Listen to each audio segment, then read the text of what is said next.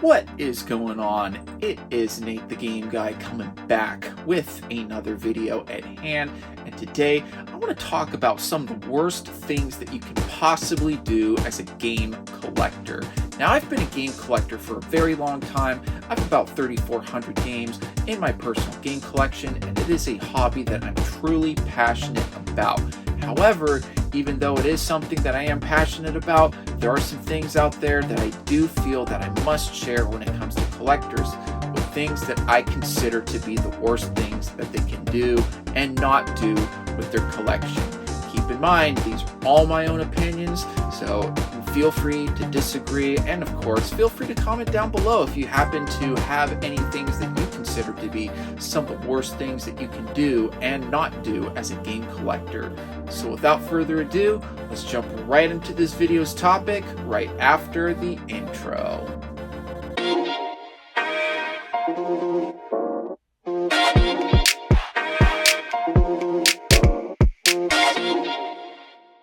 Now, the first thing that I want to talk about when it comes to some of the worst things that you can do as a game collector is buying games to fill up space. That is just a terrible idea when it comes to game collecting, right? Please fill up space with things that you like, things that you're going to enjoy, things of that nature, all that good stuff. Unless if you're a completionist where you're trying to get as many games possible to finish a set or sets, like me, right? Trust me, you will easily fill up space when it comes to collecting games over the years. So if you're going to fill up space, make sure that it's going to have stuff that you're going to enjoy and you're going to like. Because trust me, I've bought games where they're in huge bulks and lots, got deals online, got deals locally, and I've easily filled up space when it comes to putting games on different shelving and all that good stuff in the game room. In fact, I had to do a little bit of some downsizing myself when it comes to me deciding what I'm going to keep out on display and what I'm not going to keep out on display. Feel free to watch the video that I'll be linking somewhere for you guys to watch, so that way you guys have a little bit of an update as to my downsizing excursion. But yeah, please don't buy stuff to fill up space. You'll easily do it over time.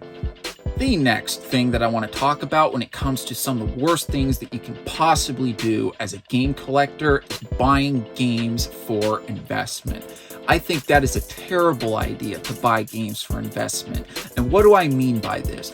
I mean, you buy a game either because it's collectible or you think it's going to go up in value later down the line, and eventually you're going to sell that game for a profit and then take in your money that you made from keeping and then selling said game, where essentially you're treating it like an investment property or shares of a stock, Bitcoin going up.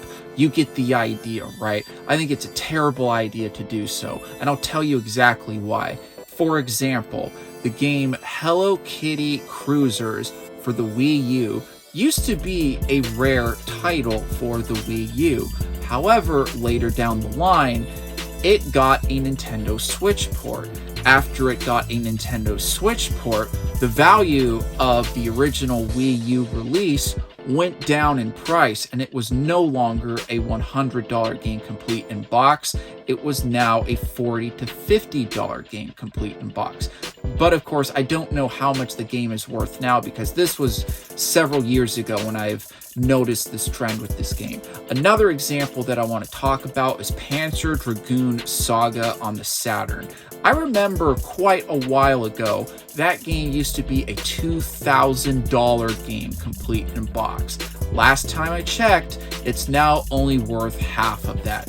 Now, the game could have easily gone up or down as of me posting this video, because I haven't checked recent prices about Panzer Dragoon Saga. But the point is, video games, for a few reasons, just as I mentioned, I just don't think make a good investment. So if you're going to be a game collector and if you're going to collect games, please do not buy games for the sole purpose of investment.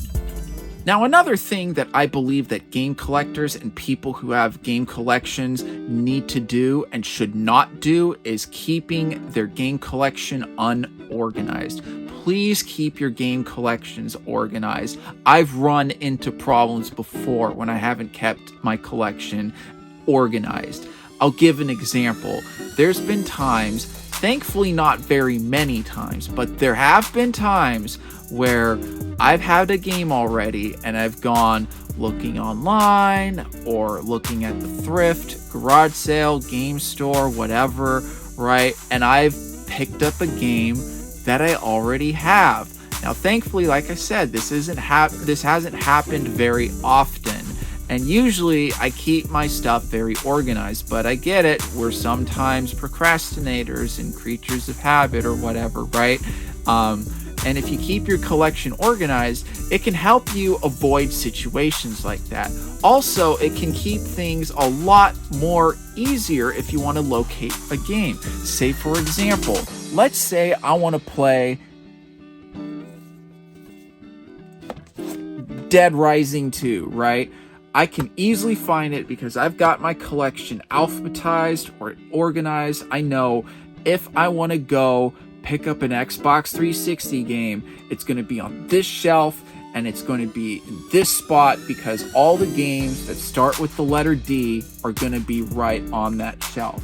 Now, I'm not saying you got to have your collection alphabetized and have all these crazy shelves and all that, but what I am saying is please try to keep your collection organized so that way it can make things a lot easier for you whenever you're trying to locate a game, and in some cases prevent you from buying a game that you already have.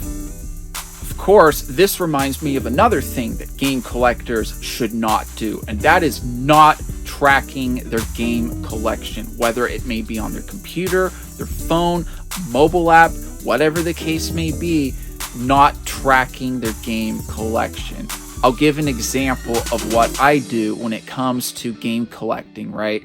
A lot of times when I go to a thrift store, a garage sale, game store, flea market, online deal, whatever the case may be, I will pull up my game collection and my game library that I've got tracked and listed on my phone. So happen to say I see a game that's sitting on the shelf and I'll look, okay, do I happen to have this game on the 360? What about PlayStation 3?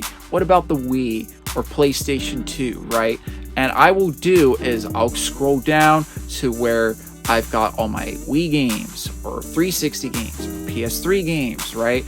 And I'll see, okay, this game I don't have, or I don't have the greatest hits variants, or whatever the case may be, right? And that will help me determine whether I keep the game on the shelf or I take it to the register with me. You gotta track your games. It makes things so much easier when it comes to being a game collector, especially if you're gonna be a completionist too. Because after all, if you're trying to complete the entire library and get the entire library of games for a said game console, you gotta keep track of which games you have and don't have. Trust me, please track your games. It's gonna make things so much easier for you. And of course, not protecting your game collection is a terrible thing to do and a terrible idea when it comes to being a game collector. If you're a game collector that truly loves this hobby, you love the games, you cherish your games, right? Please protect your games, right? I have a video where I talk all about some of the ideas and things that I do when it comes to protecting your game collection that I'll be linking somewhere for you guys to check out. And I strongly recommend that you guys do give that video a watch because, like I said, I do share a few ideas and I share a few things as well that I personally do when it comes to protecting my game collection. I think if you're not protecting your game collection, I think you can run into a lot of trouble later down the line that eventually, that if it were to happen, that you're just going to be filled with shame and regret and just be like, why didn't I think about this or do this one way or the other way, right? Please protect your game collection because after all, if it's something that you truly love, you cherish, all that good stuff, please take care of your stuff.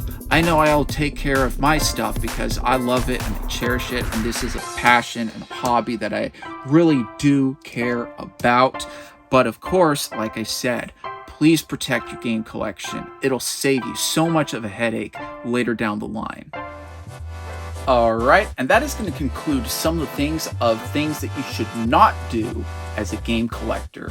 What do you guys think? Did you happen to find this video entertaining, informative? What are some things that you consider things that game collectors should not do? Feel free to comment in the comment section down below. I would love to hear from you guys. Give this video a like if you did enjoy. Helps boost it up into the YouTube algorithm so more viewers such as you can find videos just like this.